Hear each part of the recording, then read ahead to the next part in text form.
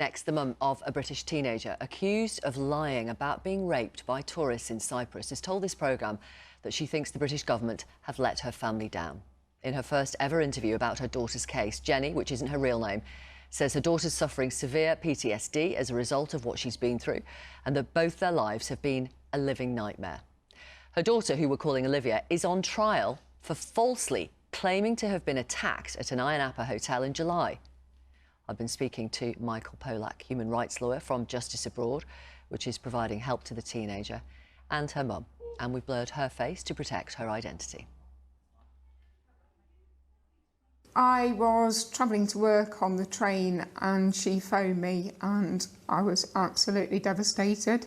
I went absolutely numb, I was shaking and I couldn't really process anything. I don't remember the detail of what she told me at all. It was horrendous. It was absolutely heartbreaking. And obviously you flew out to be with your daughter in Cyprus. How was she when you got there? She was a changed person. She was very withdrawn. She was quite terrified of everything. She didn't want to leave the room that she was in. She was very jumpy. She, you know, when she left for Cyprus, she was a sort of beautiful, bubbly, happy girl that was very confident, and she was totally different when I got there. And she said she'd been gang raped by a group of Israeli teenagers who were also staying at the resort where she was staying. And the police had been investigating that. And things changed, didn't they, when she was asked to go to the police station again one evening to help answer a few more questions. What happened? So it was Saturday evening and she took a call from the police to come and collect her around 6:15. She'd been feeling really ill all day. We'd already been to the medical clinic twice that day to change medication that she was on. And she went with the police thinking that she was going to do something quite administrative. So she'd not identified any of the men that they'd arrested at that point. She'd not done any formal identification. And she expected it would be something to do with that, I think. And she thought she'd be an hour or so. That's not what happened. She was asked to make another statement and she says that she was forced into making this false confession. So, yeah, then she was arrested. She told me that she was absolutely terrified while she was going through that whole process. They said that they would arrest her. They said that they would get an international arrest warrant for her friends if she didn't sign the confession. And if she did sign the confession, that they would let her go. And she just wanted to get out of there. So effectively, your daughter went from being the victim of a crime, she said, to being charged with making up the claims of rape. Yes, that's exactly it. And how did you react to that? How did she react to that? Well, how did I react to it? So I'd gone out and found my daughter to be in this terrible state after being raped. She was terrified that she got HIV. And she'd been to the clinic several times and then she'd been arrested. It was absolutely, I can't even explain how unbelievable it came across. You know, I just literally couldn't believe it, and it took lots of hours for that to properly sink in. I'm going to bring in your lawyer, Michael Polak, who is a human rights lawyer from Justice Abroad. They're a legal aid group providing help to you and your daughter. I mean, on the allegations that Olivia has made, that the police effectively put her under pressure and forced her to retract her statement, the Cypriot police reject those claims. They reiterate that the 19-year-old British woman was asked to make additional statements by which she withdrew the allegations she had initially made, they say. Well, the interesting information around that night when she was taken to the police station was that she was in the police station for 8 hours. She didn't have any legal representation. There's no interpretation as well. And what we did was we had expert evidence we brought from the United Kingdom to the trial to show that that retraction statement is unreliable.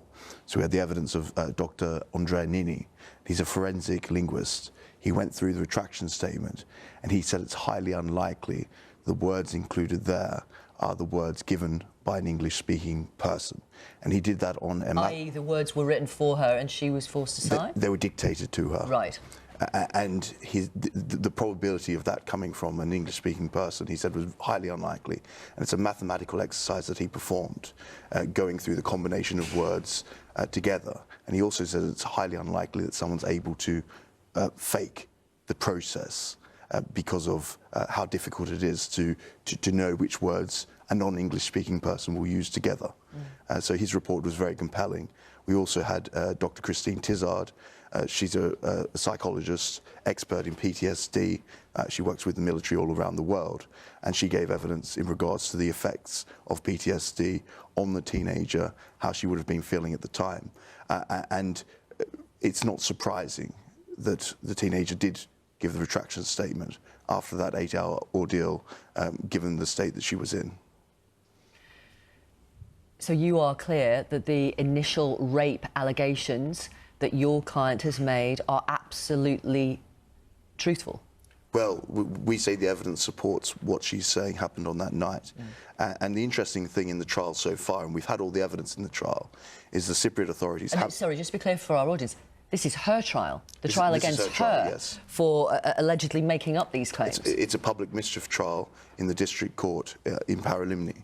And during the trial, the interesting part of it is the Cypriot authorities haven't brought these Israeli youths along to court to say, this is what happened. So the only evidence we have in the trial process about what happened that evening is from the teenager herself. Let me go back to you, Jenny. So your daughter has been on trial, as your lawyer has just explained. The charge is public mischief. We would understand that as effectively making up the rape claims. She is now waiting to find out whether she is guilty of that charge. How is she in terms of... how is she coping while she's waiting? She is still quite withdrawn. She's still suffering from the symptoms of the PTSD. So she sees things and she hears things. She has either insomnia or hypersomnia at any given time. So insomnia can go on for 2 or 3 days where she doesn't sleep at all, and hypersomnia is when she's sleeping sort of 14, 16 hours a day, and she keeps going through cycles of that. But otherwise, she is quite hardened to it. She's quite resilient, and she's very keen on getting justice. She's had her passport removed from her, so she can't leave the country even if she wanted to. Has the British government done enough to help you and your daughter? So the embassy out here in Cyprus at a sort of grassroots level have been sort of helping with things like getting prison visits when she was in prison, and they've attended court. So that's in particular, one consular officer has done that, and she's done some of that in her own time, but at a sort of senior level, a sort of diplomatic level, I've not seen anything from them. My ex, so Olivia's father, met with the vice consul called Christina Smith out here with our lawyers, and they were told, and this is the same attitude from my MP, that nobody can interfere because it's local judicial process. Now, I understand that, but in this case, the human rights have been violated, and I find it really shocking that neither Europe or the embassy or our government feel able to make sure that her rights are being observed, quite honestly. I've got a statement from the Foreign Office. Our staff continue to support a British woman and her family following her arrest in Cyprus. We've made a number of visits to her in detention, attended court hearings, and are in contact with her legal representatives and the local authorities about her case.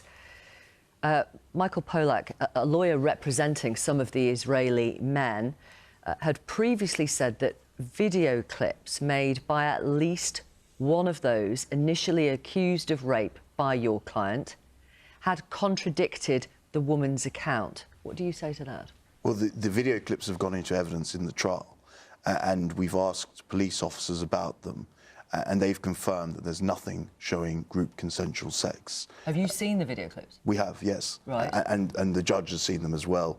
The officers have seen them, and we've asked questions about them.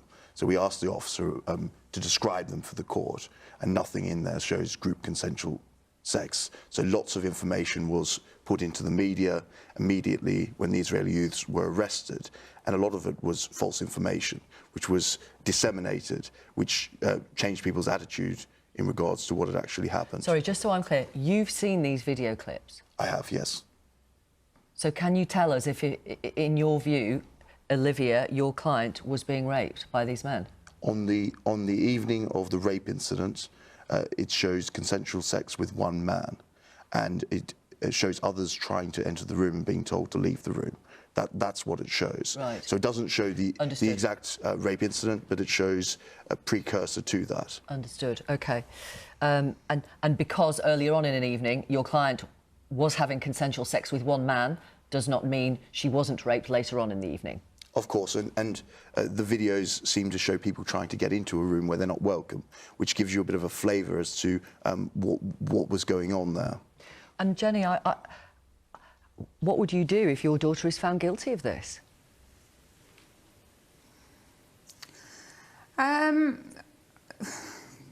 Yeah, she when I last spoke to her on the subject yesterday, she's absolutely resolute that, as Michael said, she will keep fighting it, she'll appeal, and she'll take it to the highest level. And I'll absolutely 100% support her, definitely.